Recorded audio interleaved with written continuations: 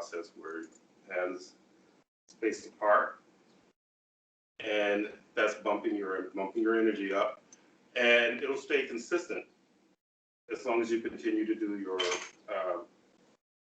your containments. So I'm going to start off, everyone, hands about so, maybe 12 inches or so apart, and you should start to feel the tingling in your fingers or in the palms or both. All right. Anyone who's not feeling it, just let me know. Okay, great. Now I am pushing more energy out to all of you. And you should feel an increase in the vibration between your hands and your fingers. Okay. Anyone not feeling it, just let me know and just put a little bit more focus on you. Okay. That's good. All right. So now we're going to take this energy and we're going to use it to contain the forum, contain your tech, contain your room. I think there's other things that usually we talk about containing. And your own self, in your mind or your head. And I'm going to start with the usual right now. 1, 2, 3. 1, 2, 3. And 1, 2, 3. Okay, Ms.A, you're going to take it from here. Thank you, everyone, for joining us for the 14th Neo Shamanic Global Women's Forum. So today, as in the invitations to this forum, the movie is going to be Inception. We might be covering a little bit about the movie Soul, but mostly the movie Inception. Before we start, is there anyone who has any ideas that they have already about Inception or what they thought about the movie? If you'd like to share, or we can just start. Okay, let's go ahead and get started. Okay.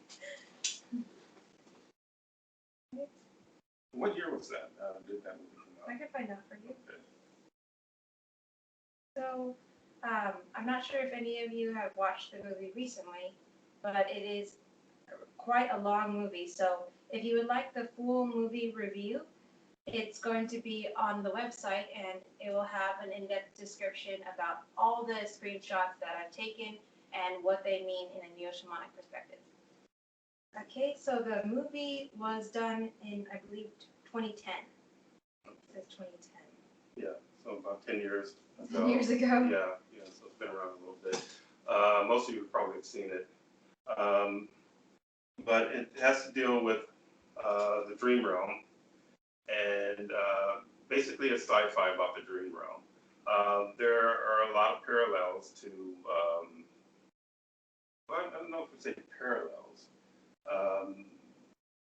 but there are certain things that does apply to some of what I talk about. And those of you that have heard me talk about the dream realm and being very much similar to the realm in which you use your imagination.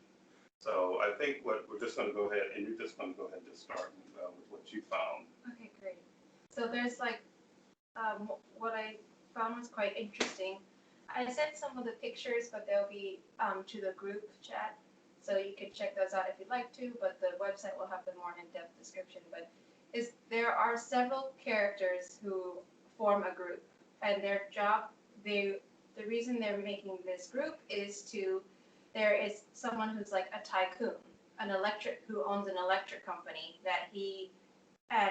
there are competitor businesses, and one of them is a Japanese businessman named Saito, and he's going to hire the main character, Mr. Cobb, and his crew to help him to plant a thought in the mind of the son of the tycoon so that he can influence the tycoon's son to break apart the electric company monopolized business. No, that's... Okay.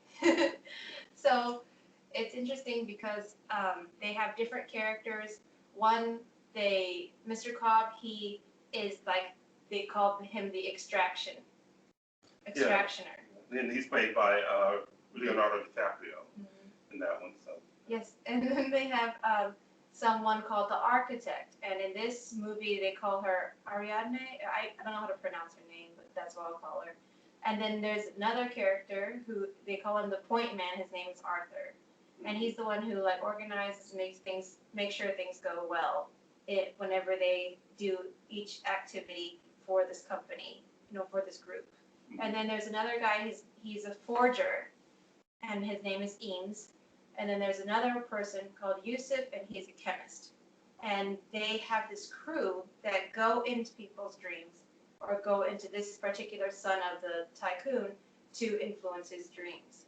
Which was kind of interesting because it's like they're putting together what I would consider a crew of dense entities that, when you have really weird dreams, these dense entities are very much involved in the dream realm that everyone experiences, or most people experience. A lot of people don't remember their dreams, but they do have dreams, just that they don't remember them.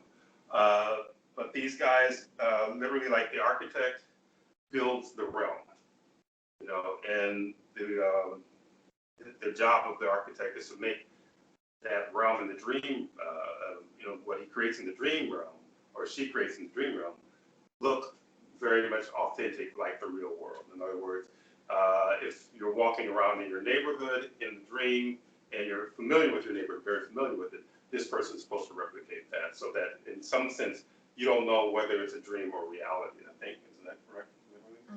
Yes, this movie is super technical. I was like, wow, what did I get myself into? Yeah. But it's interesting because density is very much interested in like confusing people, number one. But two, they like to play around with concepts that they're familiar with. They're familiar with going into people's dreams. Yeah. So in this case, they want the viewer to think that they populate this design that density makes. So that's what the architect's about creating a realm where you're so confused that you cannot go outside of the realm that they made. Which is interesting because in most cases, when you have a dream, 9 times out of 10, you'll drop right in the middle of it. So oftentimes, that dream realm seems to be reality during the time you're dreaming. And it's not until after you wake up at times that you realize, or if you've learned processes of learning how to control your dreams, you can actually start to become aware that you're dreaming within the dream. And these guys, their job is to keep you from realizing that you're dreaming during the dream. In other words, they want to put subliminal messages or just straight up, I guess it is subliminal messages that will become a reality when you come back into this realm or your waking realm. Okay. So there's like plenty of examples. For instance, I've had a dream where I've shared it on the forum, I do believe, where I'm in this house, in the grandma's house, and then all these relatives show up at the front. There's no one in the house, but the relatives show up at the front door, and they're like, you need to come with me. And I'm like, oh yeah, I'll be right there.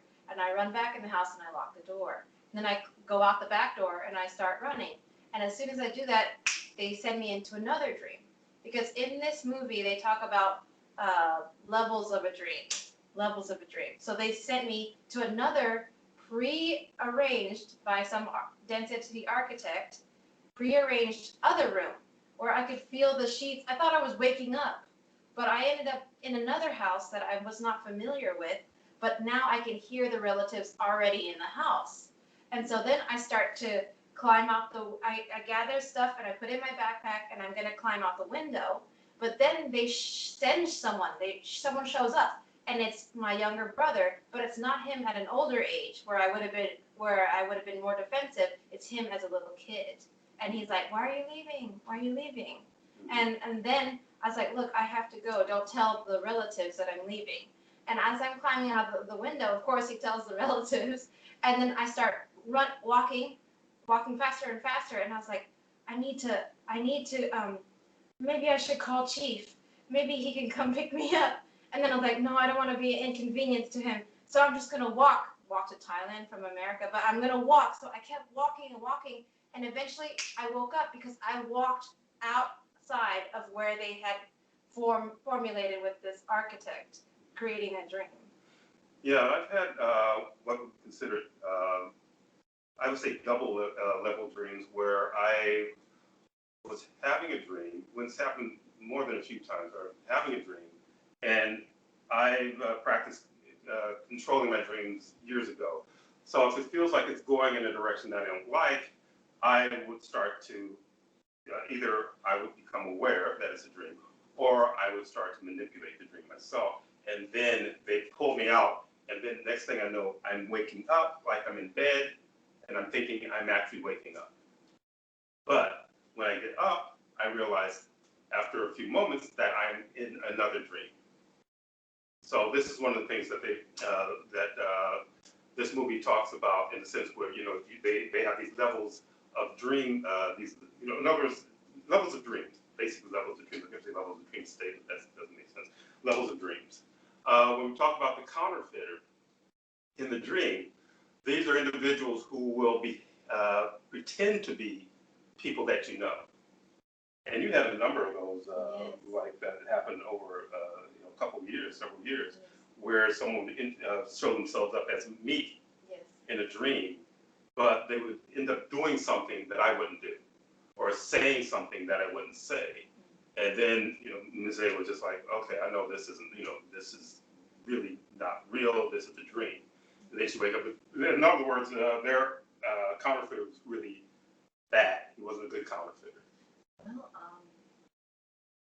I don't know why I feel led to say this. I hope it's okay. Yeah. But I know that because what you do is essential for the change that is coming, they don't get to see you as much as they'd like to.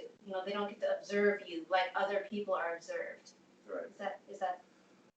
Yeah, there's a number of things that go, around that. There's, when you have a certain amount of, I should say, protection around yourself, i.e. other consciousness who are very light, who are on the same page that you are. In other words, your reason for being here coincides with those who are in the real, while you're in this, this realm here. And so there's a certain amount of protection that goes on at times when density is trying to interfere. One of the things that happened also having to do with the transition of vision, because density likes to look through your eyes and observe everything. And I probably brought that up in one of the other forums, that they'll observe your life. Then you wonder why you have a dream where something comes in and it knows exactly what you're up to, what you're thinking about, and so on and so forth. But you think it's your mind, but in reality, it's density, something apart from yourself. They're just observing and using you as a monitor. And every human being on this planet is a monitor for density to observe.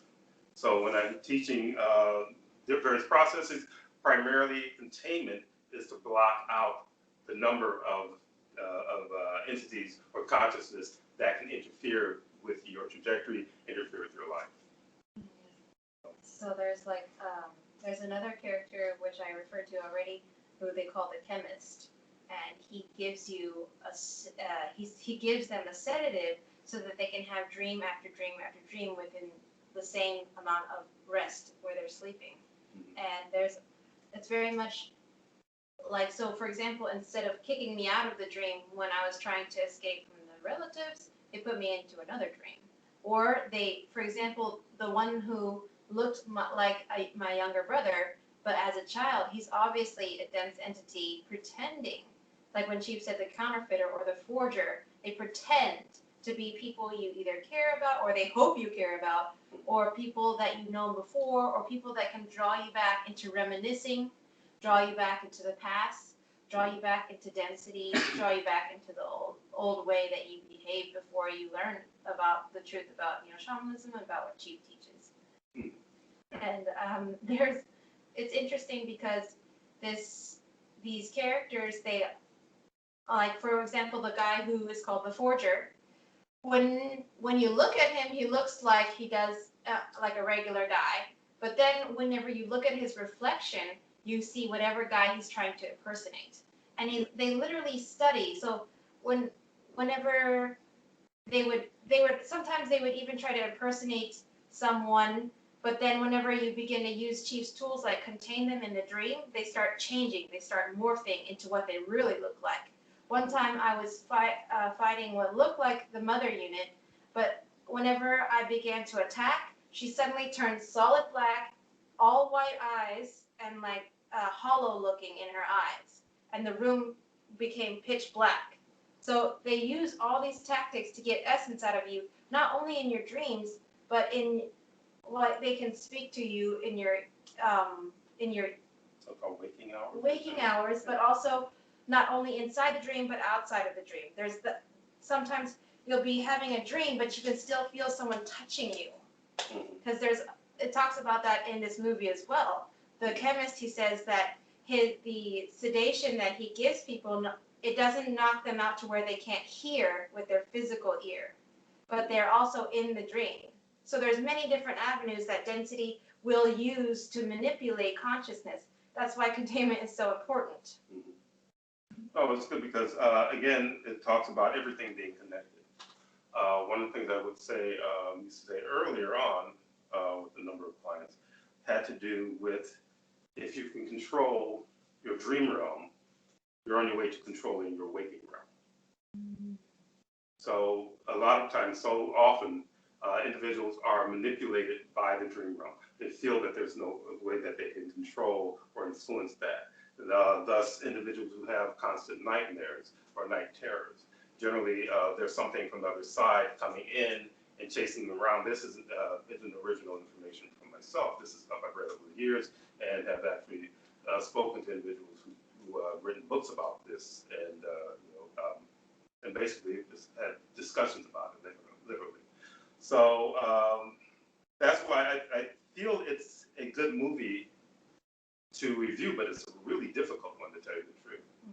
And Mrs.A was slaving over this for several days, and I tried as best I could, But when she would ask me about one certain part, it would just branch off into this, long discussion, and then find out, well, darn, we're only 20 minutes into the movie, and already it's like all this information having to do with just one little segment, having to do with that realm. It'll definitely be in the books that are coming. If we can get around to writing these books, we'll bring up some of these movies and how they tie into what density really does. Because another thing that in this movie, they say that whenever you have the dream, right, the architect sets up the dream scene, they're saying that your subconscious fills the dream with people in it, or whatever you want to fill it with. That's sometimes the case, but sometimes not the case. It can be dense entities like we talked about, impersonating whoever you feel comfortable with. Right. Sometimes they'll have, like for example, density would always try to make me have dreams to where, like, they would bring in another, like someone of a different ethnic race, and try to get them to be like, aren't you interested in that guy? And I'm like, I'm only interested in Chief. So they kept trying. They tried race after race after race, every dream, trying to get me to be into this dream guy. And then they tried women. So if you're not interested in men, you must be interested in women. I'm like, I told you I'm only interested in Chief. But they hate trying to impersonate Chief because they can't watch him like they'd like to. Well, also, I'm kind of a wild card as far as they're concerned, because I don't run by program. So if for instance, we talked about someone asked a question in one of the last forums about NPCs. If you're an NPC, it's easy for them to duplicate you and replicate you because you're running a fixed program. And within that realm of that program, they can play around with it, but you're always in that program. So if you're someone who's a sports head or something like that, or you're someone who's just a foodie or something like that, they can always, they know how that works because they introduce that type of thought into people on this planet. So for me, my mind goes in a lot of different directions at the same time. So I've had individuals say, well, I thought you were going to say this, but then you said that, and this happens quite a bit because my mind goes in a lot of different directions. So I have numerous ways of expressing myself, of expressing one thing. So they can't fit, they can't figure out exactly what I'm going to say. So inevitably they start to trip up. Or they can't figure out why I don't think as what they would consider a programmed male or whatever, or someone racially programmed, or nationally programmed. I have my own, in other words, I would be considered something of a maverick.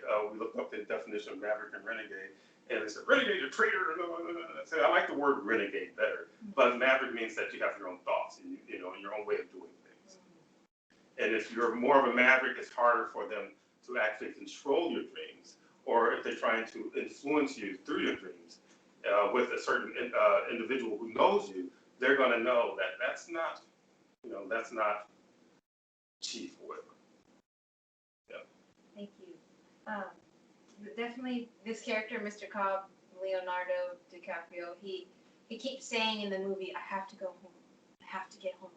I have to go home. And that's how NPCs are. They focus on one thing and they feel like that's going to save me. That's going to bring me happiness. I have to get a man. I have to get a woman. I have to get money. I have to be successful at my job. I have to get the community to accept me. I have to find community. That's how NPCs do. They rivet on one thing. And that thing is what density used to just pull them around like a bull with a ring in their nose, just yanking them everywhere and ripping out the rug from under them because they're so focused that their perspective becomes like the eye of a keyhole, and that's all they can see. Sorry. No, this is all. I don't know if you wanted to go into some of the other characters as well, like Sure. The young woman who's the architect, or do you want to start with them all, or do you want to start with the architect? I think the architect. Architect? Okay, Yeah. there you go. Yeah. So with the architect, she is one of the team members that is called in to build the design of the dream. Yeah. And This is Sato's project, right? Saito's He's the Japanese businessman who Yeah. wants to disband the electrical company monopoly that the tycoon runs. And Mr. Cobb, he ends up going to his father-in-law and asking him, because his father-in-law works at a university, and he asked him, do you recommend a student who would be a good architect for this project that I have that's not exactly legal? And he says, oh, I know a gal. And then he ends up meeting this girl named Ariadne, and she ends up being very similar to the wife that ended up committing suicide, for Mr. Cobb's ex-wife, or his wife, really. And this woman, she's very much, the first thing he does is he allows her to share his dream so that he can teach her how to build dreams, how to build the architectural structure of the dream. Because he used to be a builder, Mr. Cobb, but his wife, who passed away, is haunting him in his dreams. He can hardly sleep. He's always thinking everything, because what his job is about going into dreams. So every time he goes to do a job, his ex-wife is always trying to sabotage him. And this ex-wife, her name is Mull, and she really represents an attachment. If you watch the movie again, you'll see the way she behaves is very much exactly like attachments behave. Yes.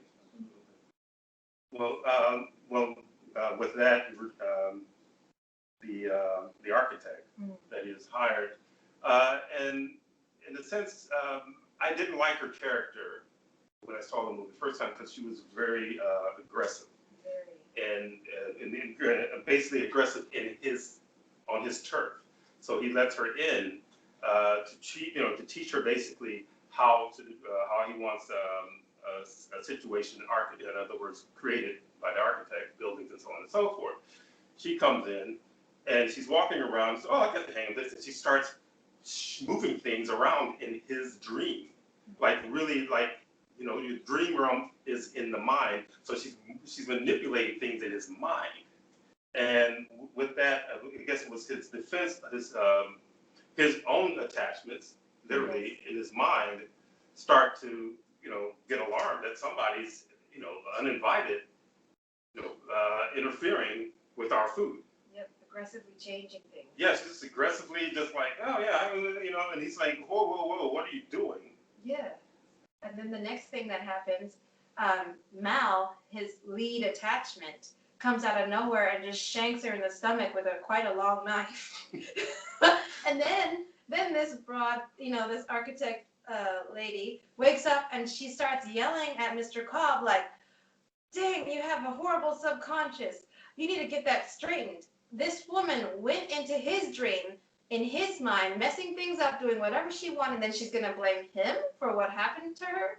That seems strange. Well, it's like someone who, you know, you just meet, or, well, it reminds me of like years ago, dating someone in the cycle or something. You invite them to your apartment, and they start rearranging your apartment. I said, we're not even hooked up. So what the hell is going on? And she literally had that type of persona. Mm-hmm. She goes in, and she just feels like entitled to just do whatever she wants in this guy's space. Mm-hmm. And then when she gets kicked out, you know, violently kicked out, then it's their fault for not allowing her to do what she wants to do. And then there was a time where, so at night, Mr. Cobb, he does these experiments on himself, really, and he goes and he revisits memories of the past, which is all about reminiscing, which encourages density to be more deeply rooted in your energy. So this chick, she's like overly curious, not curious, she's totally nosy about his life. Like, it's like she decides he's sleeping, right? So she decides to just hook herself up to his dream, and she's snooping around in these dreams that his private dreams, where he wants to revisit being married to his wife that died, and then his wife, because she's an attachment, he thinks it's actually her or his subconscious portrayal of his wife, but it's actually what an attachment would do, because the attachment knew immediately that this Ariadne architect lady was spying. Yeah, she was somewhere where she shouldn't be. She was in his subconscious again, where she shouldn't. You know, in other words, she's again trying to invade again. Mm. You know, it's almost like he became this quick obsession or something of hers, which you know, a lot of the movie centers around Cobb for the most part, and all the other supporting characters. You know, it's a pretty cool movie, actually. It's very entertaining. But when you break it apart, it's like, wow, there's all these signals in there where this woman, she comes in and she literally, like I said, like she's obsessed with him in a certain way. And I'm saying, well, that just her behavior the first time told me that this character is not stable. Not that many people are stable in this world, but she's really not that, you know, she's not stable. And she's literally dangerous in the sense, the way that she entered the scene, you know, the scene. It's like someone who immediately wants to charge of everything. Oh, I'm going to be part of this. I've got to be in control of everything. I got to know everybody's personal business. I got to, you know, things that don't need to be known to execute the project. Yes. And immediately, whenever Mal, the attachment of Cobb, says, "Why are you here?" Mr. Cobb is like, "Oh, what are you doing here?" And he immediately goes to the elevator where this architect lady is hiding and spying on him. And he's like, "What are you doing here? You shouldn't be here. I just wanted to understand. You know, it's a code word. I'm trying to control you, dummy. If you didn't get it already." And then, so he's like, he's explaining to her that these are his memories, and that he revisits them because he wants to figure out how to change these memories that he has regrets. So he's literally feeding these attachments with his regret, with his guilt. By revisiting it, he's feeling lonely. He's feeding lonely attachments, all kinds of things he's feeding by doing this every night. But immediately the architect's like, well, I'm going to find out what the most painful issue is. And she just begins to push the elevator to go all the way to the bottom. And he stops her and he's like, stop. The only thing you need to know about me is this, that he's trying to get home. So he takes her to this one scene where he has to make a choice to either go to jail because his wife ended up framing him as if he killed her when she's the one who committed suicide. So a businessman helped him escape on a plane, escape America, and his kids had to stay there with the father-in-law. And so this woman, I think it's his father. Wasn't his father-in-law the one who he found the architect through? Or was it the father-in-law in the States? The father-in-law was always in the States. Okay. Yeah. But then while Mr. Cobb is not looking, because he's interacting with this loop of trauma where he has to make the choice to either run away from, get out of the States, or stay and go to jail. So this is an interactive loop, like Chief has talked about in the last forum, about loops in your energy, loops of trauma, where it's like a continual interactive experience of when you had the most traumatic situation in your life, or even in the past expression. And they're literally interacting with this loop. Mm-hmm. Well, because the attachment is part of the loop. Yes. So they're feeding through the loop. So one would think that they're just playing a clip from a film over and over again, when in reality there are actual I say live actors playing this over again because they get a lot of essence from the trauma. And we've had several clients recently who I've been able to actually find these types of loops in them. And even one where there was someone who had died in the person's life and found this person in that person's energy. And that and how she met him had to do with her feeling very special. She got a lot of attention. She was a nurse, and it was during a war, and she was patching these guys up, and they looked at her like this angel and so on, which use the word angel loosely, and they and she liked the attention. That was the highlight. She got so much attention, and probably because she was feeding also off of that attention from these guys, and she felt really great during that period. And so she, after the war is over, she marries one of the guys who she patched up, which was a client. And when she died, when she moved on, when she in other words transitioned, she wanted to feel that again because she didn't have any wherewithal as far as anything beyond this realm and what they're told about heaven and hell and so on and so forth. So she ended up making a deal, I guess, with the density on the other side. I like to experience this time again. It was one of the most, I felt like I was worth something, but also I got all this attention and it felt really good, even though it was stressful. But I felt really important because this whole ward of injured soldiers were looking up to me. And so what happened? She got stuck. It's like, I talk about the movie Bedazzled or something. You make a deal with the devil, there's always going to be some, fine print. And literally, she didn't end up where she wanted to be. She ended up in the worst part of it, like in the middle of the battlefield with all of the bombs and everything going, and bullets whizzing by, and she's panicking. We need more help. We need more troops. She's right in the middle of it as the opponents are coming towards them. And this loop just kept playing and playing and playing in his energy. And it was actually connected to, I think it was a wound or something that he had, where he had an injury in this lifetime, but also had a similar injury, which is, again, a loop type of a program. And she was stuck in that loop. Actually, it was a shoulder injury. That's where I found it. It was a shoulder injury. And that's where she was healing. She was fixing him up. He had a shoulder injury. But next thing, she's on the battlefield. And when I finally got to her, and pathed her, she was like, I want to get out of here. But she'd been there for a long time. And the thing is that density was feeding off the essence of what you consider a ghost. If you think in terms of ghosts, it's just another consciousness who has a certain amount of essence that us in this particular realm would have. We have our own level of essence that density feeds on and on and on and on and on.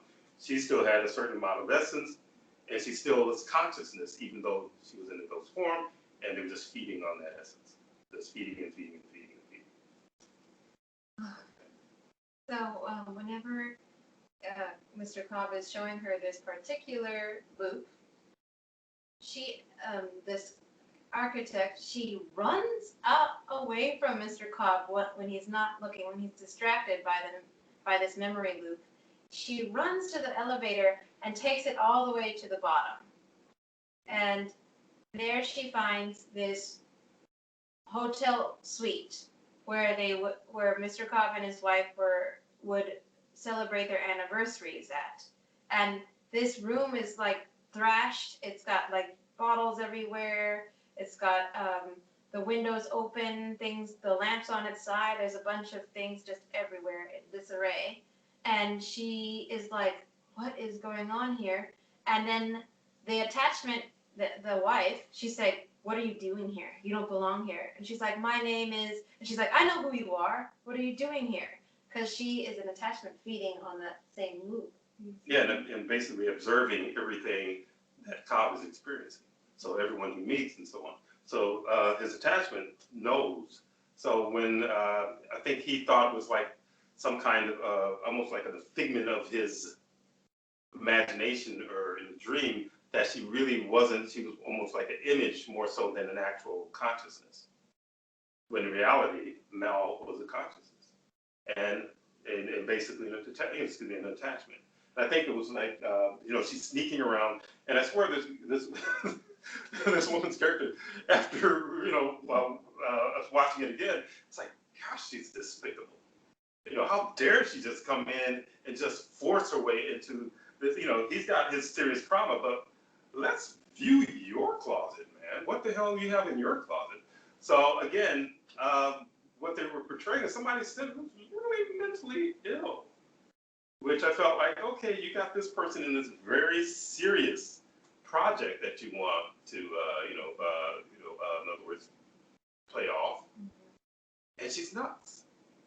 And it's interesting because it's very much like this realm, because his wife before, she was nuts too. And now he's meeting another woman who's nuts as well. It's like density's like, we're not done with you, Mr. Cobb. We're going to get you another crazy woman who's very similar and very much the similar level of control freak. And we're going to torture you no matter where you go. And you've had experiences like that after your divorce. You said other women started targeting you in a very similar way. Yeah, some started targeting me before the divorce was over. They just got wind of it. And then all of a sudden, there's all this attention coming. And even some of it had to do with family members, female family members, who, it was like during the marriage, I really had to get out because I felt like I was dying. And literally, I was being drained of my life essence. And I was busting my hump all the time and so on and so forth. And it's like, this is insane. I got to get out of here. I was going to try to hang in there as long as I could. I had to get out of there. But as soon as it started, I started getting these individuals, these women who I could just vibe that there's something not right about their focus on me. And then afterwards, I ended up with even certain family members, which almost felt like they got possessed with trying to get my attention in a certain way. Like to basically, when someone wants to use up your free time so that you don't have time, and that was the problem in the marriage. I was consumed with everything that was going on there. Didn't feel like I had as much time to actually expand or to really focus on things because there was always something going on. But when that happened, these other individuals, like I said, a couple in my family, started to come in a very similar way. And then I had to literally just, it was like almost all hell broke loose in a certain way, where I'd have to like plant my feet and just like push them out of my life for that amount of time. One's back in. My mom was another one who, she moved on, over a year ago. But it was just really, really odd, and it was literally like everyone is on the deadest grid. It felt like someone's out gunning for me, man, because wherever I ran, there was someone else. And it wasn't just them, there was just, when I moved to Thailand, similar types of focus. So that I found myself very, very, very, very cautious when I would actually meet, certain women. I'm just very, very, very, very protective of myself, and I'm not about to just like jump into things. But I found they were always like really, really fast to try to either get my attention, or the ones outside the family trying to get me into some relationship. Don't think about it. Just get into this relationship. Don't think, because you need somebody. You need a woman. No, no, no. I need clarity of mind. Just as a woman, you need clarity of mind. I have a client who trying to start a business, and now she's all consumed with getting a relationship with some dudes that she doesn't even know that well. But because the program says you should have a man, you should have a man, you should have a man. So she's asking me about these guys. I said, okay, I can read in no and no.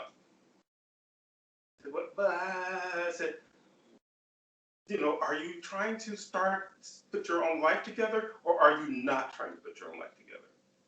The best way to interfere with your flow is to bring some random person into it while you're trying to plan your life. Plan your life first, get your shit going, and then if you want to go out there and test the waters, go. I'm not saying don't get into relationships or anything like that, but if you want to get something of your own started, you have to be able to focus on it. And if you're not aware of how things work in this world, that there are so many things that don't want you to have a nice life, a nice flow, because they don't get any essence from it, guess what? They're going to send some random individual. He looks good, he says all the right things or whatever. Or you may be desperate enough he could just belch and you think, hey, he's into me. So anyway, all that said, that is literally going from my experience with just getting out of one situation and then having to feel like, they would say, you attract. No, it wasn't attraction. It was observation on the other side.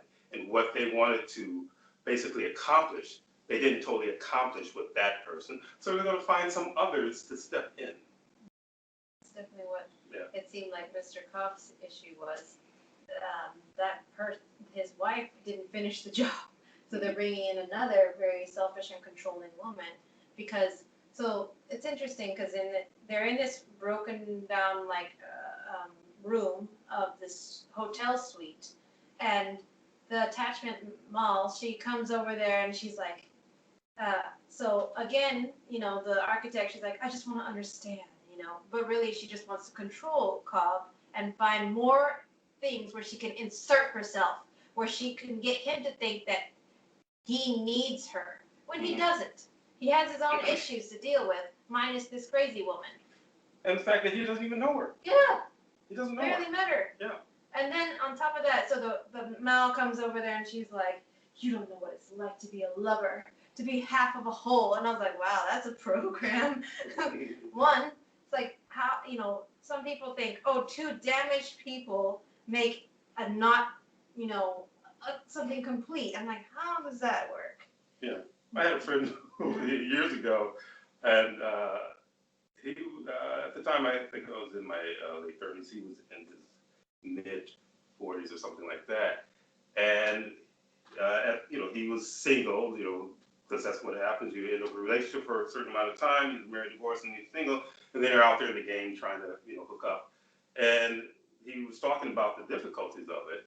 And he said that those in his perspective of that particular age group at the time, he said, we're the walking wounded.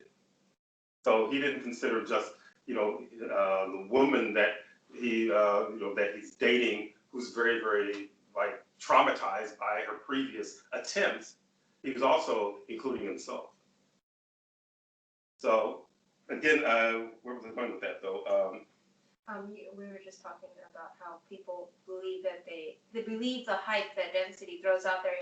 They throw out these like little slogans like "You're a half of a whole, Right. find your other half." Yeah, or I remember an author was talking about at this retreat, and he said that more women were disappointed with him when he would give them this answer. They'd ask him this question about soulmates. And he says, okay, that question came up again while while he's doing this speaking engagement. And he says, okay, so usually women, don't like me behind this. He said, there's no such thing.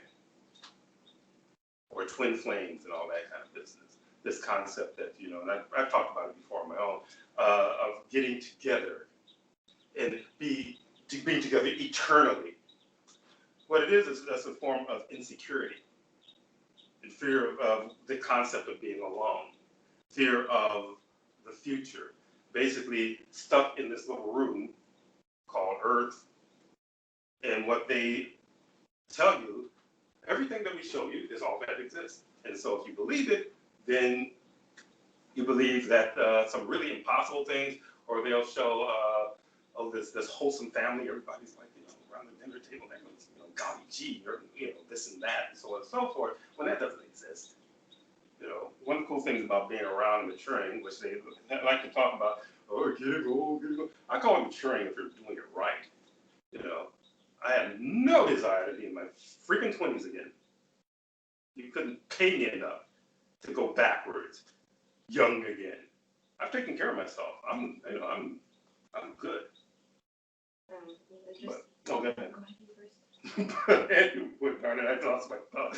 That's okay, no, it's okay. Well, it was a segue into what happens next in the movie, because she's like, then Cobb shows up like, oh man, I gotta catch this broad who's like messing up in my dream. Oh yeah, dreams. he's chasing her around. He's chasing her to around his mind. Yeah, around his mind to the lowest level of the elevator, and he comes in and he's like, and he's like breathing heavily, and this architect broad, she's like, how could you bring this woman to here? Like, you're in his head. He can put shit wherever he wants to, and you're going to like criticize where he puts things. You don't even belong in there. Mm-hmm. And then so Cobb grabs her and runs out because the attachment mall, she's got this like broken wine glass, and she's like, I'm gonna get you. But like, so then Maul starts banging on the like elevator door, and she's like, you promised we were gonna grow old together. That's what I thought about when you were talking about being older. And that's another program density. One, consciousness shouldn't have to grow old in an avatar that's in the universal real or supreme consciousness universe. You can choose how old you want to look. You don't have to, grow old. That's totally in this dense realm. Yeah, we live in the realm of limitations, basically. So this is what this is. They always tell me what you can't do, and this is how long someone lives. If you do this, you'll die. Or if you do that, you're going to be healthy, and so on and so forth. Known individuals who got really extreme into their diet. I'm not going to eat this, that, but I'll double up on this stuff they say is really good. And inevitably, because density is a real, rat bastard, they end up with dementia or something else. Or the young guy who, he's young, in his 30s, he's been taking care of himself. He jogs all the time, and he's running, in New York City. And these are some true stories, this one, where, he's eating well, and he looks fit, and so on and so forth, and he's running, and he trips, and boom, he gets hit by a car. So this whole idea that you do this, it guarantees, there's no guarantee. And Disney loves it. They like hitting you with broadside, catching you off guard, because there's a whole lot of essence in that. So again, with her and we were going to grow old together. I'll share this. When I first got together with my first wife, I said, I believe, personally, I don't go into this, we'll be together for everything. I said, I believe we'll be together as long as we can. Literally. Not romantic, but it's truthful. Because in the end, it ended. because people grow in different directions, whether it's growing apart or not, but maybe growing in a similar direction, but then you just, that's what consciousness is. That's what a conscious, I shouldn't say spirit, but that's what consciousness is. It's about expanding and expressing, and and you're not separate if you are Supreme Consciousness Universe. You can share your experience. You don't have to own this person. Let's walk there together. There's nothing to be afraid of. It's about fear, it's why, and insecurity. This whole, I need to have my soulmate.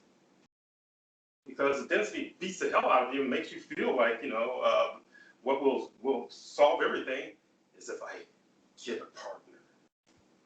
But you never think in terms that you may be struggling with your stuff, and a lot of folks, are very much in denial about their own stuff.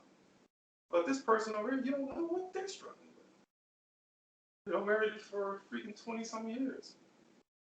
I'll be damned if my ex knew who I was. I found out who that person was within about 5 years. So, these concepts of, we're going to grow old together. This is density selling the BS. Selling the BS. Even though this woman is distressed and so on and so forth, and you're probably going to talk about what happened and why their relationship was so weird and what she did. All right. Okay. So in that room where it's all disheveled and things are broken, the loop of trauma is about how he went to go get something downstairs in the hotel. He comes back, the room is trashed, and he's like, what's going on? And he looks out the window, and somehow his wife is in the window opposite the window of the room. And she says, she said, he's like, what's going on?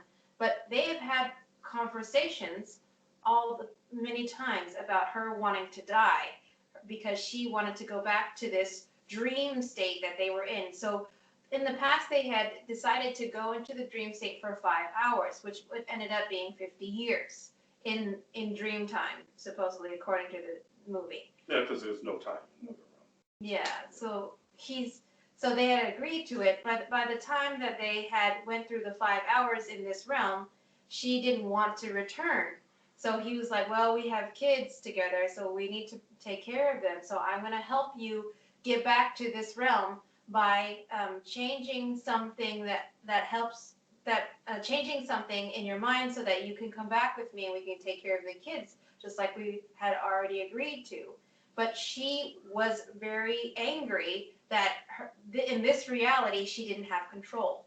She was yelling and screaming that things don't change the way she wants to in this realm, so she wants to go back, and she believed that the only way to go back to this dream realm where they were living together for 50 years is to die. So what she did is she said, you need to come out on the ledge, or I'm going to jump now. So he comes out on the ledge and he's like, okay, calm down, Mal, it's okay, let's talk. And she's like, we've talked enough. And he's like, what about the kids? You can't jump, think about the kids. And then she's like, don't worry, I took care of that. I went to the Child, it was the lawyer. Lawyers, and she filed a complaint against him saying that she feels unsafe, that Mr. Cobb was trying to kill her, that she feels like her life is in danger. And then she also went to some psychiatrists and had them sign a document saying that she's sane. And so she said, whether you jump or not, they're going to take your kids away. So he feels like he's in between a rock and a hard place. And then he's like, no, I don't want to end it like this. I want to be here. I want to take care of the kids with you. And she just jumps. It's just another manipulative cycle that he ends up in. Yeah, and then it talks of the selfishness of his late wife. Mm-hmm. That she didn't care. Put your kid in child services. Never read that. Horror stories, left and right. But it had to do with a person's just obviously she was not all there. But it's just really funny that she went to a psychiatrist and they just say, oh yeah, you're sane. Oh, let's do that. I forgot Rorschach thing, whatever, with the ink spots. What does that look like? Oh, okay, good. All right, you're sane. Bam. I told him, I said, she came to me, I just say, oh, she's certifiable. That's muscle test, Yeah. you know. Because it's interesting that Mr. Cobb says that she was possessed with the idea that she had to get back to this dream, and that should be her reality. And then the way that he says it is like she did this because she loves me. She loved me. Yeah, that's what we call, love as a Loaded word. loaded word. It's used in so many weird ass ways, Yeah, someone who is very negligent or mistreats you, and because they're feeding, like beating the essence out of you, in so many ways, verbally or sometimes physically. And then when you just decide to leave, say, man, I'm out. So, but I love you. So again, a loaded word. That's another part of the program. Or I need you. Yeah. That was in the movie too. Yeah. Or what would I do without you? I said, well, you should have thought about that when you were basically raking me over the coals. Yep. And then she says things like, "You should be thankful to me for freeing you from the guilt of abandoning the kids." Yeah, but then putting him in prison with a mad woman, So it was. That's why I said it's kind of a tricky film to really review, because there's so many weird and kind of nutty things that were going on in it, and the mental state of the characters, the main characters, the main two, but three characters really, because the architect ended up being like the main character as well as the Leonardo DiCaprio character and the wife. So there were these three individuals who just really he almost seemed like a victim type individual, but he obviously, he definitely wasn't wrapped too tight either. He's the unknowing food. And also, so if he would have had the wherewithal to record any of the messages, any of the conversations that he had with his late wife, he would have had proof so that they couldn't say that he was the murderer of Mal. But he wanted to be in denial that she's as crazy as she is. Denial that and that's very common. A lot of people are in denial of their own energetic state. They're in denial of their own issues. They don't want to see what's really going on in their own energy. And they also don't want to see what's going on in the energy of others that they like, that they think that are their friends, that they think that are their family, or that they think are their partner. And that was his problem. Yeah, so in the end, he ended up getting set up. Thank you. Okay. So then it goes on to, it's just escalating, and then right after they have this like traumatic Mr. Cobb has this traumatic experience about this really nosy broad who's like, delving into his memories without permission. Right after that, they have to go on the job, immediately, just like, no time to do anything. Yeah, I can't retrain Super someone stressed, else. Yeah. And then this architect woman, she is insistent. I'm coming with you. I promised this guy that I was coming with you. And he's like, no, I don't want you to come with me, crazy lady. And then she's like, the team needs someone who understands what you're struggling with. Like she's using other people to manipulate Mr. Cobb to think that he needs her. Right. And then the next thing she says, fine, if you're not going to bring me, then you have to tell someone in that team or you're putting them in danger. She's using the guilt that he already has the program of to make him feel like he's responsible for everyone else, even though he's just trying to cover himself.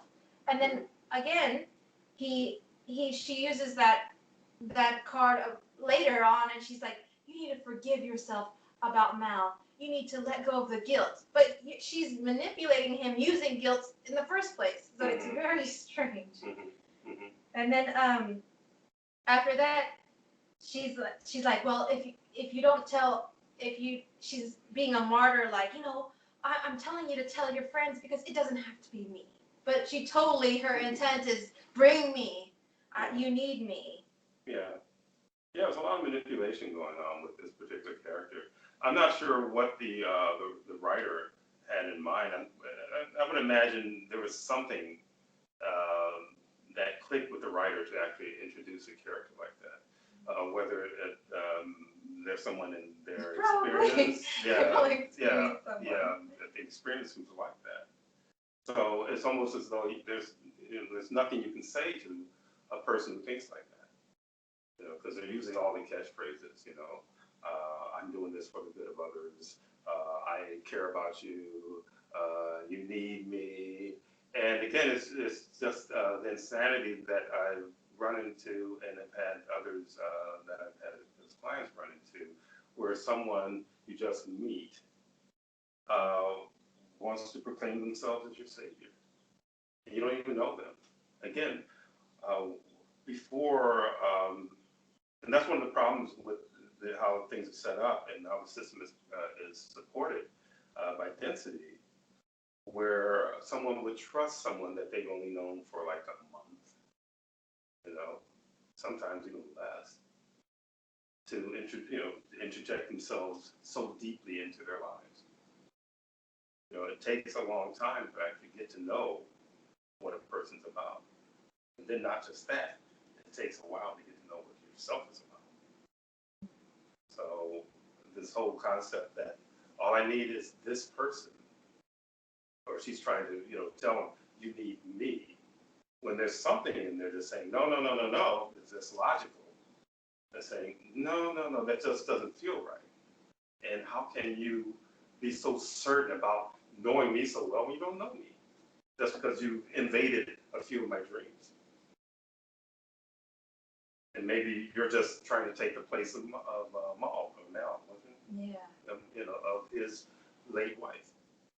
And that's where we're talking about when I went through the divorce, and certain, women would show up. And it just felt really odd, It's like someone went out and, and tooted the clarion call, to all feeders, he's loose and he's free.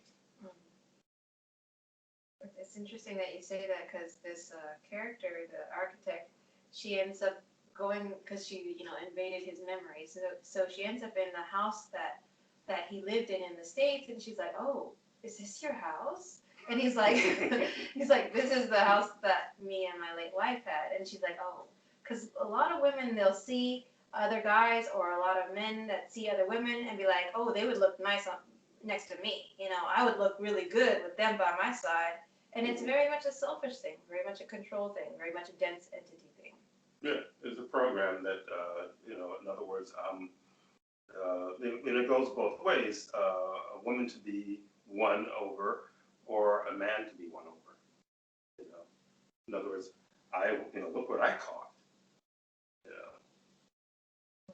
And part of it is this deceptive mind game, to see how weak the person's mind is, that they would accept, that type of story. Some will play the long game. They'll stick around as long as possible looking for an end. Some are aggressive, like this character, try to get in and then just, use a wrecking bar to, to break their way into this person's life. And that's literally what I saw this character, her character, trying to do, was literally breaking her way into this guy's life. And using this, I guess for them, this very important project, and I should say just blurring the edges with, is she really trying to help him, or is it her own personal thing that she's trying to feed? And literally it's her own personal thing she's trying to feed, if you really look at it. But again, they never really go into her trauma, her damage, why she's like this. They never cover that. Sometimes people will, I found that I've experienced it as well, where people look for a reason to keep their damage around, to entertain the damage that they have, that there's a reason why I'm like this, so I can't change. Mm-hmm. But that keeps you in the loop. Yeah, it was like they're saying about, it's better to deal with the devil you know over the devil you don't know. So, it's kind of like I'm just, covering everybody with, the breast, and everyone else is the devil, But literally, it has to do with what you're familiar with. So if you're familiar with a certain type of individual, like when someone gets to a certain age where they're out on their own and then they decide that they want to hook up with somebody or get married or whatever. A lot of times, those individuals will marry someone like, if it's males, someone like their mom, has some character, character that their mother has, or the same with the females who marry some guy who has some characters, some personality issues that are similar to the father. And that's because it feels comfortable, even if it's not something that's healthy. It just feels comfortable. I knew someone who would usually, like every relationship they had, they ended up with a similar personality, of someone with the same personality. Mm-hmm. It's a very similar personality, almost like as if they were created in the same manufacturing plant. Mm-hmm. And Chief has actually found clients who have people who are feeding on them, and they have the same personality. Like for example, there's times when people will gravitate towards a place because it has the same trauma that they've gone through, but they don't realize that. They just feel comfortable. They feel like it's something very familiar. Mm-hmm.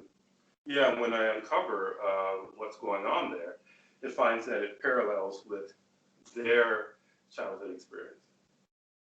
The issues in that area parallels with the issues that person struggled with, and they could be in a totally different country.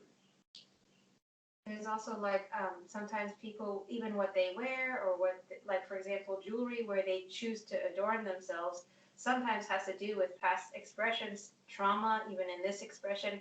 For example, I had trauma, past expressions where I was enslaved, and I had something around my neck, like a chain.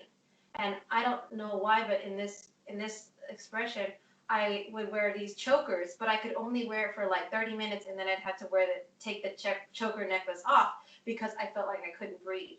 I couldn't wear sweaters that were like too close to the neck because I couldn't breathe. But yet, why would I wear these choker necklaces? But whenever Chief would began to clear me more, I saw that it was connected to the past expressions, and density was making me attracted to these certain things, and I was going along with it. And there were many clients who would wear jewelry in certain places that represented chains from their past expression. Mm-hmm.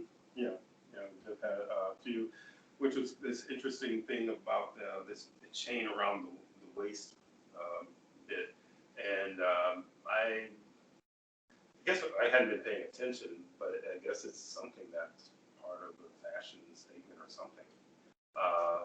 But the first time I ran across a client that had one of those, I also picked up a dramatic expression having to do with being chained around the waist. And then, literally their lives were ended around that same time. And the person definitely had a lot of trauma. Who came in, she definitely had a lot of trauma. And she was open enough to share some of the things that happened to her. But, I don't allow jewelry when I'm doing sessions. It's hard to really tell for sure because doing the Skype session is, it's not as obvious to see if they're wearing rings and so on and so forth. But I do try to remember to tell people to take off their jewelry because the energy that's in the jewelry and the attachments that are in the jewelry, and even if it's something that you've had for maybe 10 years or more, the old energy that was there when you put it on is still in there. So you may think that you're doing all this in work to enlighten yourself and so on and so forth, but you're wearing things that are inevitably holding you back into an old mindset or into an old energy. Wow. Thank you. That brings up the next point. In the movie Inception, they try to make you think that it's really hard to implant an idea into someone's head, when it is very easy, and they do it constantly in all types of media, all types of advertisement, all types of books and everything, as we've talked about in previous forums, and in the terms of corkscrewing and all those sorts of things. So in this case of the movie, they said that what they do is they plant an idea into someone's mind, and they make it sound like the person gave that thought to themselves. It's in their own voice. It's in their own head. It sounds familiar. It's something that they agree with, something that aligns with the programs that they already have within them. And Mr. Covey says the consciousness is responsive with emotions versus reasoning. And people are like, yeah, that's true. But that's because people have been conditioned before coming into this realm. And by living these expressions in this realm, they have all these different programs that make them respond in an emotional way. Sure. And emotions are something created by yin and yang. The concept of it evolved while he was busy destroying consciousness, and he realized that emotions were a very useful tool to do so. So this man says, how do we translate business into an emotional concept? And he says, we do it through relationships. We'll target the relationship between the son and the tycoon. So that's how density does too. They're literally showing you what to do. Okay, people are programmed to behave in an emotional way. So how do we target them the best? We use relationships. Whatever relationships they have, whatever they care about, whatever they like, whatever they're interested in. Well, most people aren't, when we're talking in terms of NPCs, most people are controlled by something else anyway. So we also talk about, mirror consciousness that talk or into your head, as well as attachments that will just basically suggest certain things, or they'll say it in your voice. Years ago, I became aware as a full-grown man that I had this voice in my head that had the voice of my speaking voice when I was 10 years old. And and I never paid attention to it excuse me, until I started to get deeper into my own work. And then just like, there's something kind of odd about this really light little kid voice telling me things in my head. And then I had to really go in and find out what was going on. Then I actually had to extract it, which meant that it was an attachment that was literally talking to me. But for some reason, I guess because I never really paid attention to the fact that the voice never grew up along with me, or maybe they didn't pay attention to it, that it was literally trying to influence what I did. And what it was doing also is my most vulnerable times, when I felt the most vulnerable, was when I was a kid. So if they want me to feel vulnerable, they would use that voice. So when we're talking about, it's literally density muddying the waters. You can't interject a thought into someone's mind when they do it all the time, as Mrs.A was saying, do it through commercials and so on and so forth, and not to mention your own attachments and MCs, or certain attachments that are called pigeons, that will tell you things that you would like to hear. And sometimes they say it audibly. You hear it, but no one else hears it, but it's audible. I have clients who've had that happen. I have family members who've had that happen, but they're just, someone speaking to them, telling them things. Sometimes they're telling them, you're less. Sometimes they're telling you, you're the greatest thing since sliced bread. Go out there and save the world. You're sitting in one room bedroom with no clout in this world, but you're supposed to go out and save the world. But someone's getting ready to ask a question? Okay. Yes, this is Solana. Okay, hello. Hello. So are you saying that like the concept of like speaking to your inner child, or nurturing your inner child, if you feel like first of all, is that true? Is that a real concept? That's a wage term, and literally it has to do with nurturing something separate from yourself, because you are a holistic consciousness. If you're nurturing an inner child, something separate from yourself, that means it's separate from you. And it's dense in most cases. In all cases it's dense. Yes, in all cases it's dense. It keeps you. So it's dense, and so It's that all- would need to be Yeah. that would need to be removed as an attachment. Yeah, so literally when I told you that the little kid voice in my head, that would be, they would consider to be your inner child. Okay. That's another interpretation for it. You're your inner child, and you should nurture it. In other words, I should listen, and I should waste time with this consciousness that wants to pull me back to when I was, 10 years old. You're moving forward. So anything Right. that it said that's separate from you, and yeah, but that's very, that's a very new age thing. I'm glad that you asked that question, because it brings it, brings it to the fore. Literally, that's what you're not talking to yourself, any part of yourself. The part of you that is focusing on, let me talk to my inner child. Does it talk back to you? Or do you feel something come from it if you've ever exercised that? That's actually a question. Have you ever felt that communicating back to you? Is it well, I don't know if it's something that is saying something back to me or if it's something that I'm sort of forcing. Like sometimes when I do writing for myself, just like, journal exercises, just to be able to express what's in my head. Sometimes it feels like other people or other parts of you will want to speak, that will come out onto the page as well. Mm-hmm. Well, what you have to understand is that these are separate consciousness. You can use it, but be sure you contain these guys. You can actually, after a certain amount of time, you can actually choose and sense whether someone talking to you is a light or not. What are you going to say, Ms.A? You might want to test those voices by containing them and then putting them in the vortex of no return, because if they're dense, they're not really going to encourage you in a direction that will help you. Yeah, we have certain individuals who have had, containment, and very sensitive individual. And then the voice would tell them, don't contain, you don't need to contain. The best way, as Ms.A was saying, you contain the voice and see what happens. If you contain them, send the vortex and no return, they're still there, then good to go. But if you start to contain and they're like, no, no, no, no, you feel something say no, no, no, no, or they disappear, all of a sudden the voice disappears, it's something that definitely it doesn't have your best interest in mind. It's literally trying to feed off of you in a certain way, sometimes bringing up subject matter that may be more aggravating for you or make you feel insecure. Sometimes things that keep mind loop, that's not healthy. No, if it makes you feel insecure, that's like, you gotta face it, but you can't face it the way that density wants you to face it, because they're not gonna help you.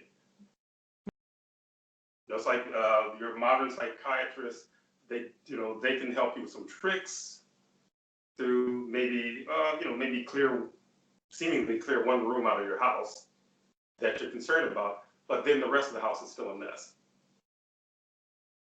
So again, you just basically, that's why containment is really, really great. We have some new clients and they're having a really great time with containment. Really great time with containment. To the point where their minds are blown. Certain individuals are very, very sensitive and they see certain things, and this person's like, this is amazing. He's having panic attacks. And I said, okay, I'm going to teach you some containment. Guess what happens? Electricity goes out, in the house. I said, oh, we got, phones and, satellites, so on and so forth. We're working. We're going to get to, teaching you containment. Then boom, the phone goes out. So we had to wait, had to do some, clearing and so on and so forth, and had to reschedule this person. We rescheduled them, taught him containment, and every time he felt something coming up that felt like it was really trying to push him into, some really, and this person had some extremely arduous experiences. I've never met anyone who had, the intensity of the experiences that this person had, but it helped him. And he said that when it came up, he says, I did it. He listened. He didn't question or have something tell me, well, maybe. He just said, I had my ass kicked for, years. And you cleared me. I feel better. I'm going to listen. Containment, yes. He said every time that emotion came up, he said, I contained, and it go away. Yeah. And then he said he had a lot of energy. And he had a lot of energy. Because a lot of energy is wasted by just entertaining voices that we don't know. Well, because they're there anyway to feed on your energy anyway. So you get low energy, I'm working really hard, I'm late, and I'm getting drained, almost like you're getting tired too fast or something. That has to do with something there that's there feeding on your essence. And someone said, well, it's feeding on you, but whatever. I said, but if you got this much of a reservoir and they're feeding on you, that reservoir is going to go down because it's not being refilled in this realm because there's no connection to, it's changing, but in its usual state, there's no connection to supreme consciousness that re-energizes other consciousness. It re-energizes your consciousness. You're never supposed to run out of energy in this universe. Never. So anyway, did that answer your question, or do you have anything else you need me to expand on? No, that answers the question. Thank you. Okay, all right. Thanks for the question. Okay, so I guess I'll continue. Yeah, you can go ahead. Okay, so in the movie they talk about how they talk about limbo. Like, so for example, if they're in a dream state for a week, that means that they could literally be in the dream state for decades. So this person, or like a lifetimes. Mm-hmm. And they're talking about since they took the sedative so that they could have 3 dreams back to back, they can't wake up as easily, so they're staying in the dream. So one of the characters, Saito, the businessman, he got shot, and they're saying, what will happen to him if he dies, if he doesn't wake up in this realm?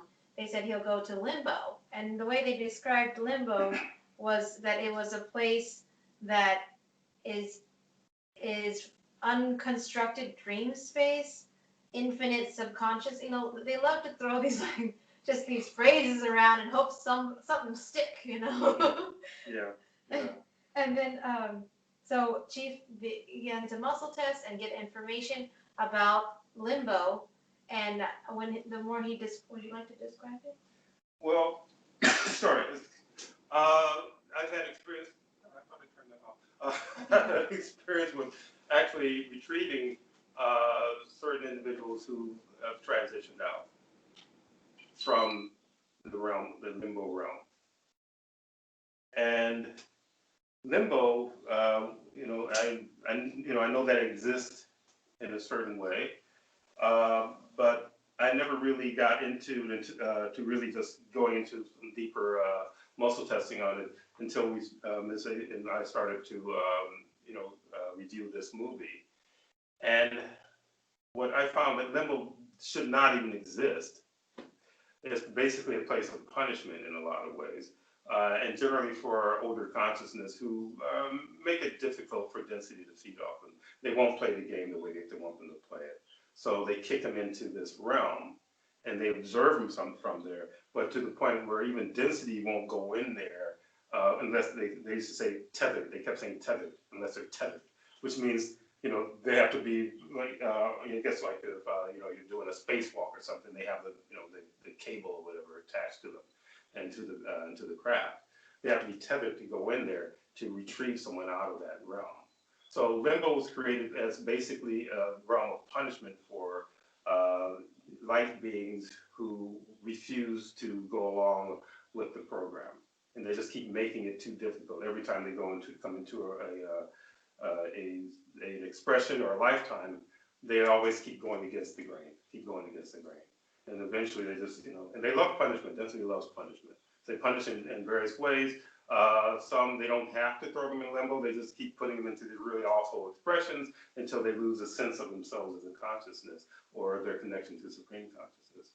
The ones that go into limbo generally are more connected to supreme consciousness in their mind and I should say in their consciousness, in their awareness. And they're trying to beat it out of them, and they just refuse to let go of it. But some break, and then they go in and get them. And that's what limbo, in other words, what I found limbo to be. Yes, whenever Chief was talking about limbo, I kept getting these visuals that I'm in this place where there's this like gas that's gray and very heavy and thick, almost like smoke, but it moves in a very almost like liquid fog way. Mm-hmm. And when you move it, it's like your hand disappears as you push through it. Mm-hmm. And then you're moving it out of the side and it just keeps coming and it's just all around you. Mm-hmm. And Chief said it's what it does is it intensifies any fear or trauma that you've experienced, and it's just like a very you're very individual. You don't bump into anyone. You're just there by yourself. Yeah, and they'll make noise sometimes, Yeah. whatever getting, just to to throw you off. So it heightens your fear, the intensity of the fear. Again, there's some who's just really hardcore like me, is just like they're just not going to break either way. But certain ones are great. They'll hear someone talking to them, and saying things to them or whatever. And that's another way just to mess with, their minds, and then eventually break them down and then segue them back into this realm. Okay. Mm-hmm. So another thing that was interesting is that Mr. Cobb, he had been to limbo, and like people were asking him what's in there, and they like to make up all these stories that are nothing like the real, or a little bit like what's really going on. Mm-hmm. But one of the main things that that Mr. Cobb's issue was that he entertained his attachments because he liked the idea that they were still together in his memories. And so he, like, on the one hand, he was totally afraid that Mal would come out of nowhere and sabotage his livelihood. But on the other hand, he wants to keep her around because it keeps him from feeling the program of loneliness. Mm-hmm. Yeah. Someone's gonna have, but I actually that just slipped my mind. Sorry. No. Okay. Yeah. All right. So also, there's a concept in in Inception where Mr. Cobb, in the beginning of the movie, he's trying to sell himself as an extractionist in the dream realm, and he's talking to the businessman Saito. He's like, if you want this to work, you have to open yourself up to me completely. I mean, I gotta know more than your wife, your grandma, anybody. And that's what density tells you. That's exactly what they say, open yourself up to me. Open yourself up to, a damaged person, and allow their density to influence you, to feed on you. So we had that one client who was talking about some guy who was telling her, you're not opening up to me, because she wasn't really interested in a relationship, but she was, interested in, in getting physical, but not interested in having a relationship. And this person wanted to feed, so it's like, you're not opening up to me, you're not being open. How can a relationship start without you being open and all of this? And so of course, eventually she caved, and all kinds of problems happened. A whole number of things. But the major thing is that the extraction of energy from this person and a mental confusion that followed. Yes, and she was mostly confused after she ate his food that he cooked, after she slept with him, and also after she bought into his mantra of, you're not being vulnerable with me. You're not being vulnerable with me. Because density will say, open yourself up to me in many different ways. Either I love you, or I need you, or like Chief said about being vulnerable, or Open yourself, Yep. Open your heart and all of that business. And generally, when people start to ask you if anyone starts asking you that, either they're possessed or they're just dense. There's no reason why, if I'm comfortable and confident with myself, that I need Mrs.A to open her whole heart to me and everything about her to me. Because I have no reason to be afraid of anything that goes on inside of her energy and her consciousness. I'm not threatened by it. But also, I'm not a feeder. Feeders are the ones who generally will play that number and then find out that the guy did that with a number of women. That was how he fed. He's just knocking boots and getting laid. No, and when knocking boots and getting laid is just part of it. The whole process has to do with feeding. And so when someone does that, it's about feeding.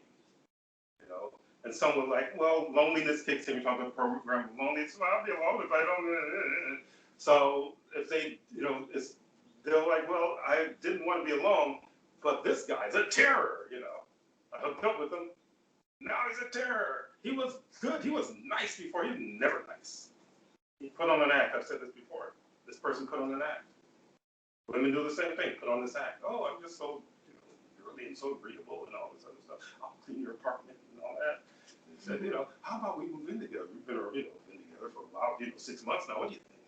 So, well, she does, make me feel all good. I don't have to clean my apartment. She comes in, moves in. This is someone I know. And next thing you know, no more cleaning the apartment, no more all the niceties. So she changed. No, she never changed. That was her game, just like the dude. That was his game. We were talking recently about how, like, there's a common stereotype? I don't know. A common conception, a common idea about men that they're all about sex. But women are just as much about sex as men are. I tell you, I have learned so much by watching Chief and this movement and how horny women are. I was like, wow, they're the same as guys in that way. Yeah. Well, when I was a kid, everyone has their issues, so your parents have their own issues. So, you're like, yeah, I really care about my mom or whatever. So. But my mom has some issues with that. And so she and some other guys who were close to their moms, which we call mama's boys, have them feeling like, wow, men are dogs, man. Men are horny all the time. Women don't want sex, just men want sex. So when I first started out there, I couldn't figure out, because my father never said jack. He never had any game anyway. That's probably was the deal.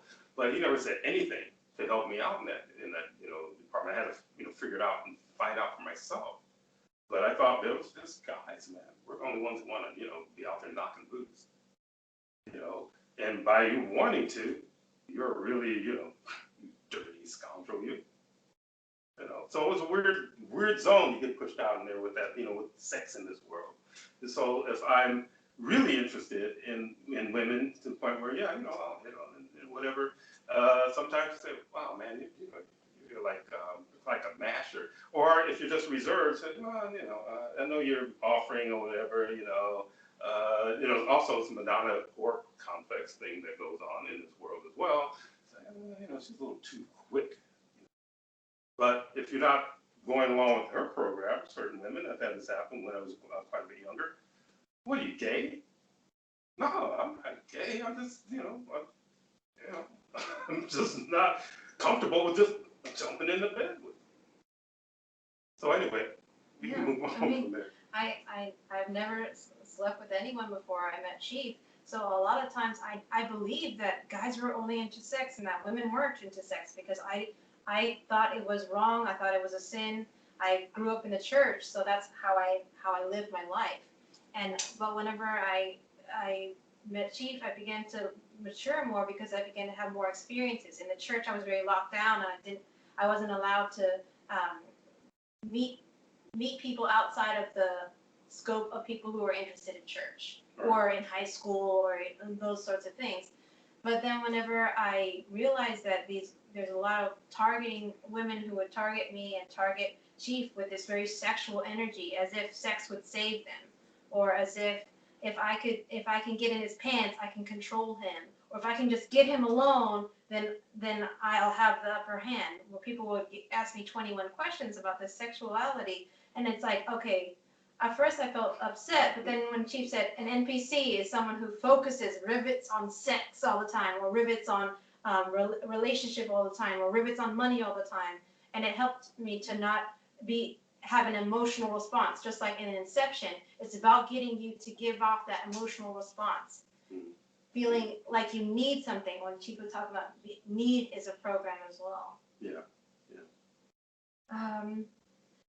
For example, whenever it talks about how there's people in the movie this movie Soul, year 2020, it was created. There's something where it's saying that people who get so focused on one thing, like maybe they're a basketball player or they're someone who is obsessed with like finding gold or finding things, and they lose themselves in this one activity. In the movie Soul, it shows them that they become a lost soul and they just wander around. And the way they draw them is like they become like a machine and they have like these tentacle arms. And that's literally what an NPC is like. They just have like one riveted focus. Yeah. And even in that movie, it was as though that, like they were saying that they lost their soul. Mhm. So, but they're still in their, human avatar doing whatever. And, it was kind of an interesting concept, but still, again, you're looking at different movies that are portraying similar things in different ways. That's another of the processes here in this realm. So you don't, you just look at it, oh, that's entertainment, but in some ways they're actually literally corkscrewing you in a certain way to be confused about something that is very, very important to your being able to expand and to not end up back in kind of a realm like this type of realm. So. Yes, there's like whenever it talks about how in movie Inception they say it's about a consciousness behaves in an emotional way instead of a logical or with reasoning. And in the movie Soul, they have these young souls that are like little kids, and like they are like shaped like little balls, and they're like running around in this realm. And the man who falls into this realm, he asks these people who look like adults that are walking around. They're all called Jerrys. Yeah, they're all called Jerrys. And the guy says, so what is this place? And they said, well, this is called the Great Before.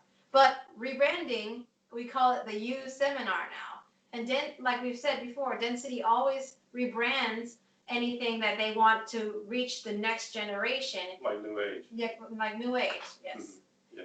Like if you don't buy religion, then how about New Age? If you don't buy New Age, then how about Satanism? If you don't buy Satanism, how about this? Always rebranding. Mm-hmm. And when in the Great Before, these little young souls are sent by the Jerrys into these, what looks like a machine, and the machines have like a name. One of them was like aloof, the other one was self-absorbed, or the other one is excitable. And they go in all happy and goofy, and they come out like snobby.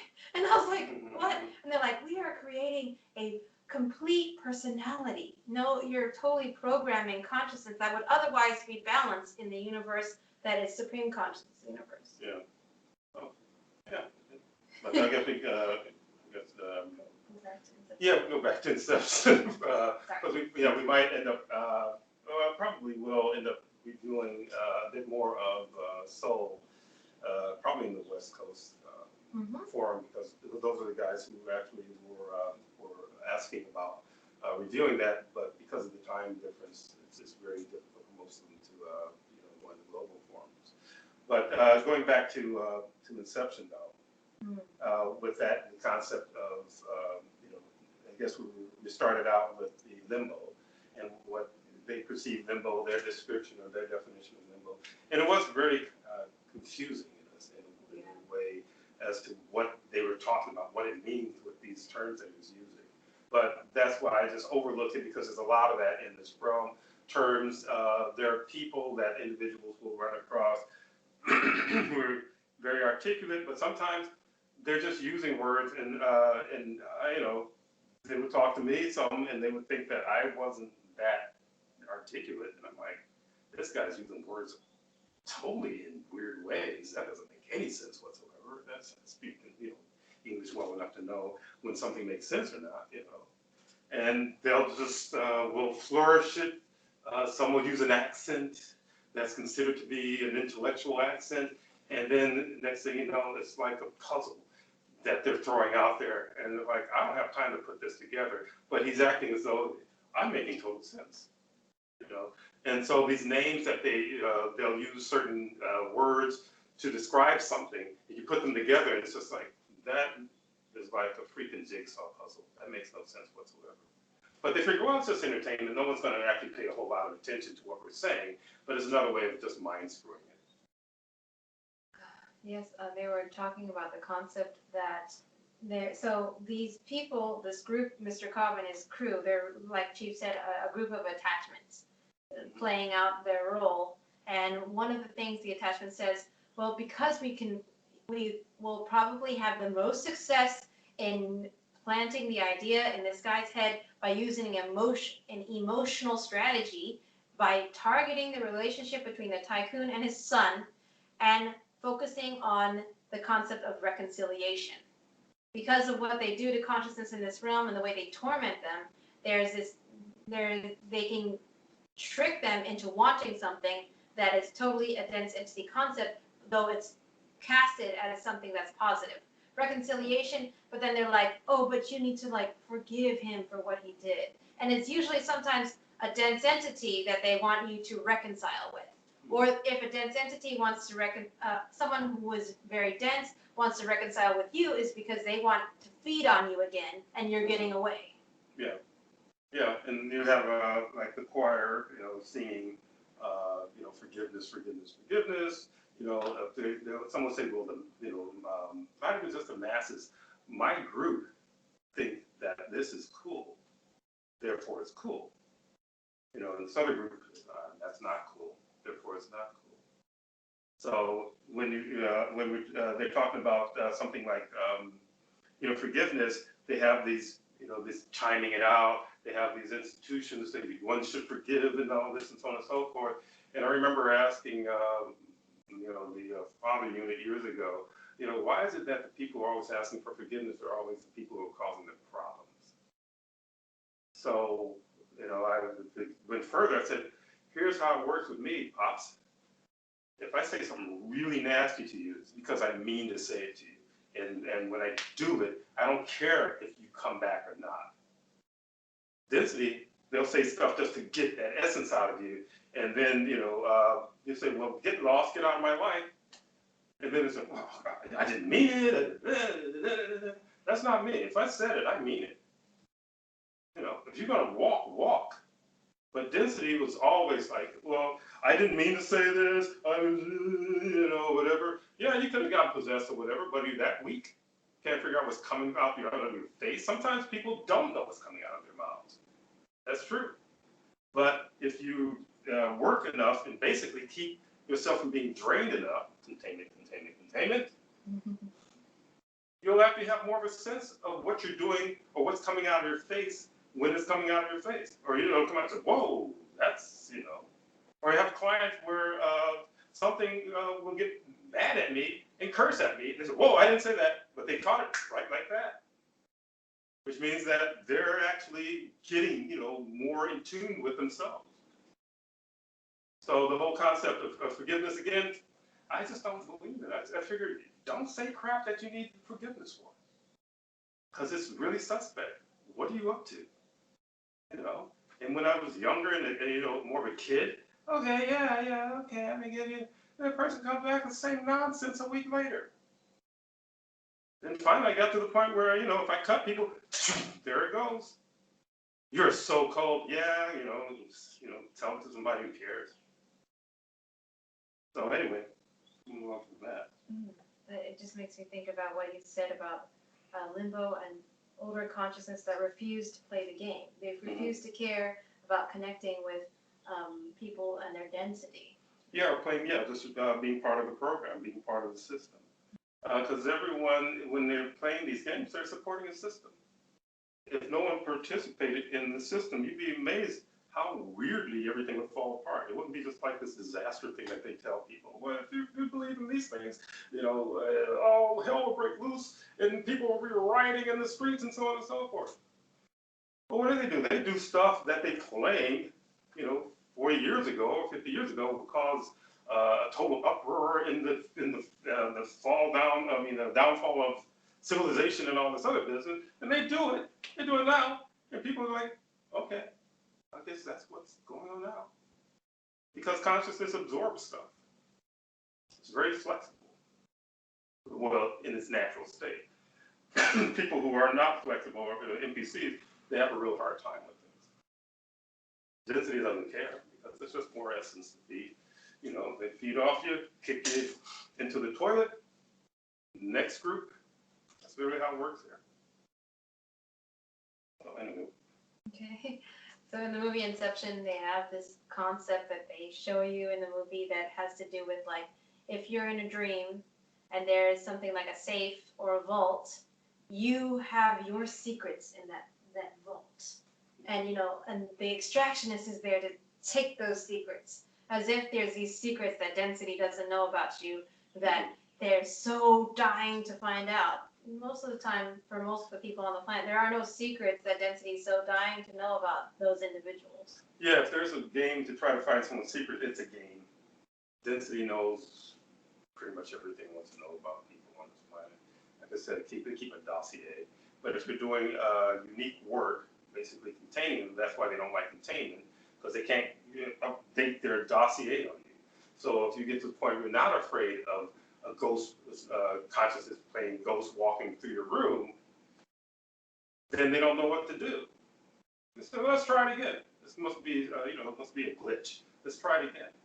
One guy, he had major, trauma, and so I worked on cleared up the first levels of trauma, and he said that he had a little trouble sleeping the first 2 nights, because the first 2 nights, he said an actual ghost would walk into his room and stand, by his bed or whatever in his room, and he's freaking out, into himself, and then he would leave, and it came back again the next night. Was there for a minute, then left again, and then he said didn't come back. For 5 days later, he said never came back. I found the ghost because the ghost was literally coming in and pushing the button on his trauma box to get him to freak out, because he was basically having some really extreme paranoia and so on and so forth due to his experiences. So density doesn't know what's going on, but if you do the work, and and I'm doing the work on you, all of a sudden they don't know what to do. They'll usually will have to leave you alone. While they're leaving you alone, your energy levels can start to that basin will fill up so that you can actually use your energy in a very positive way for yourself, because they can't tap into it. But I guarantee you that they're a little stubborn. They'll keep trying other ways, but the more work you do, they just keep walking into a wall.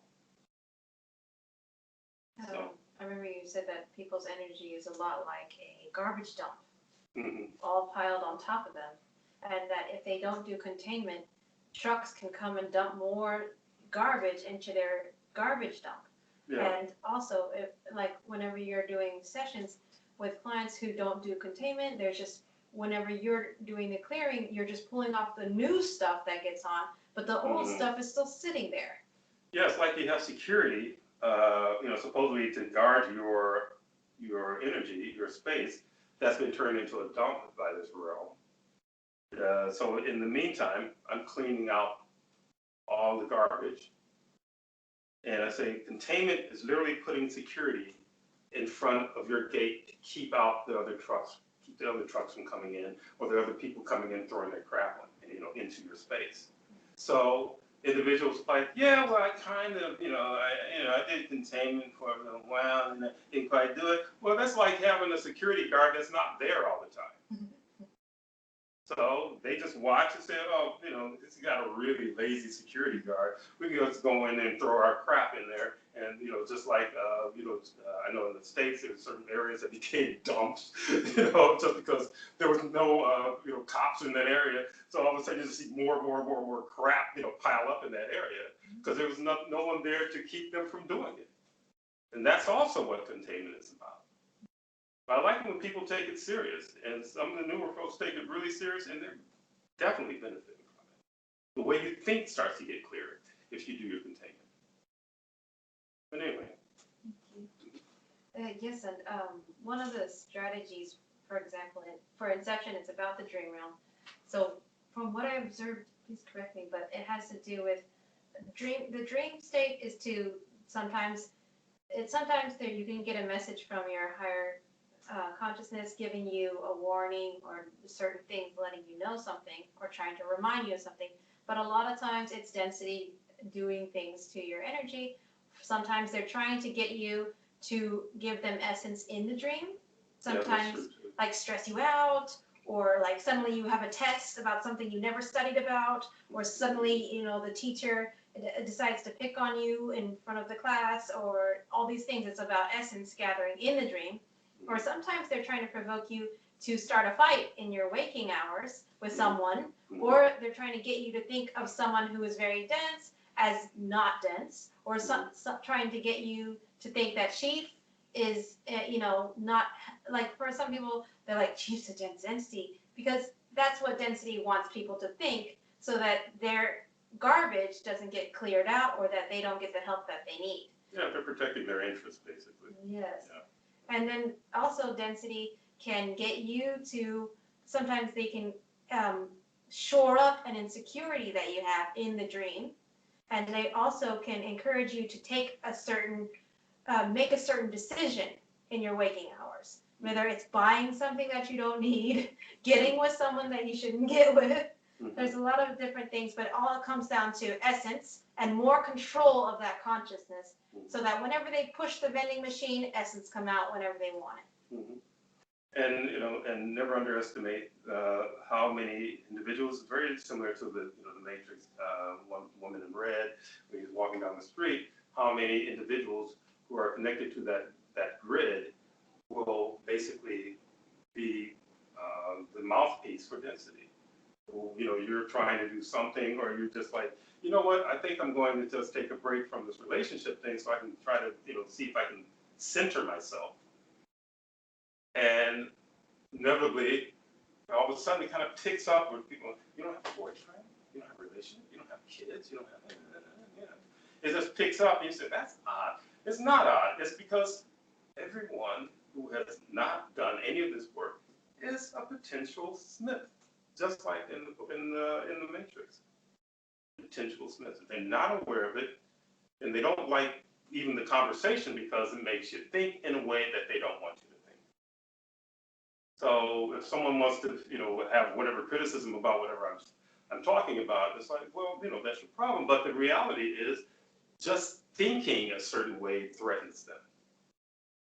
And you might find that in certain families. If you were to let certain family members know that you're thinking outside of their perspective or their box, all of a sudden, oh my goodness,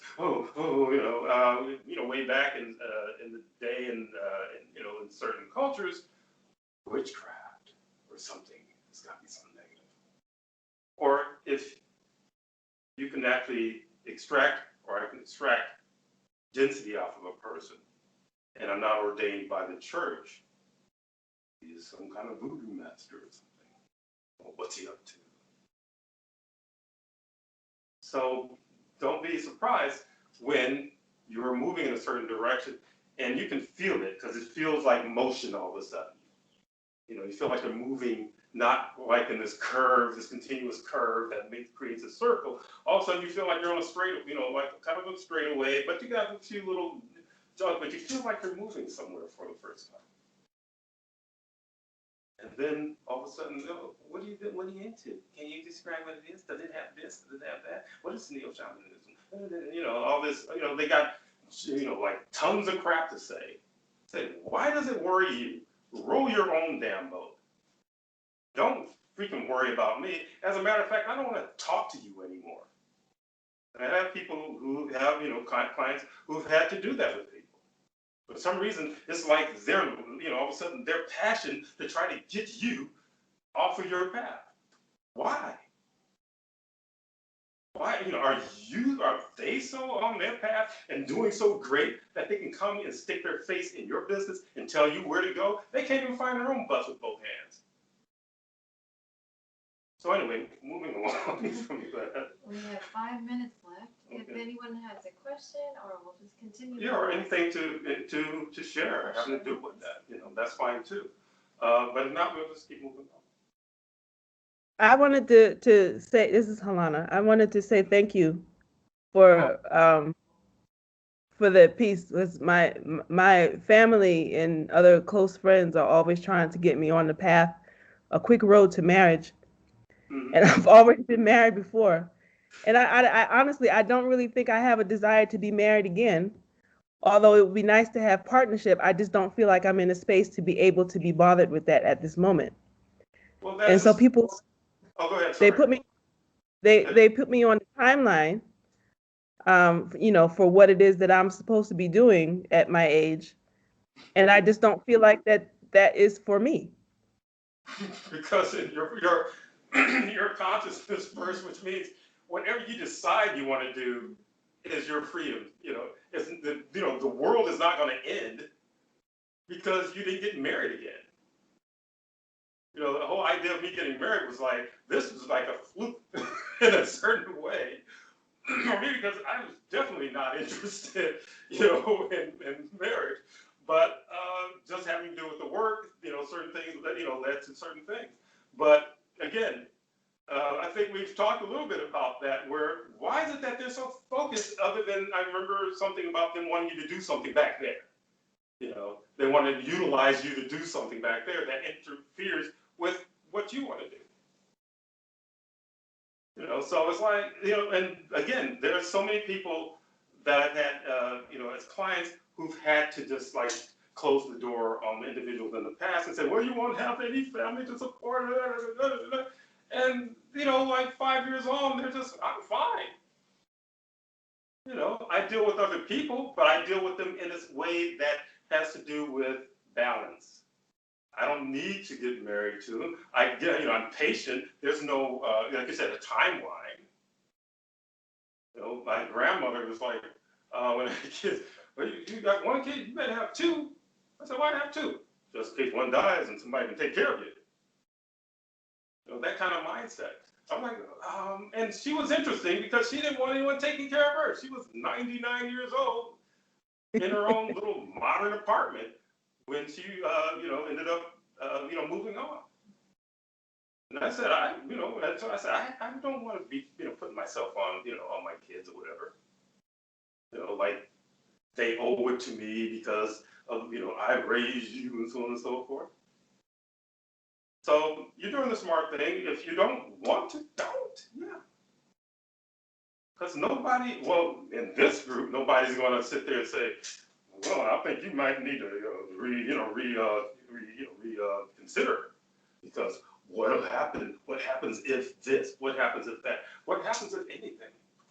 I talked about the guy who was in shape and all that and doing and eating and working out and so on and so forth and jogging, and he trips and bam, it's over. What was his plan? He probably thought he was going to live a ripe old age and do all these things, but probably density got in the way and said, nah, you're going to just like disappoint your life. So I'm down with what you're doing. It's like, what do you want to do? How you want to live? I don't need the noise from the peanut gallery while I'm figuring out my trajectory, because this is very serious. This is my expression, not yours. Oh, well, you're of our blood. No, you can't use that one. Because a lot of people supposedly the same blood, they do some as I don't know what.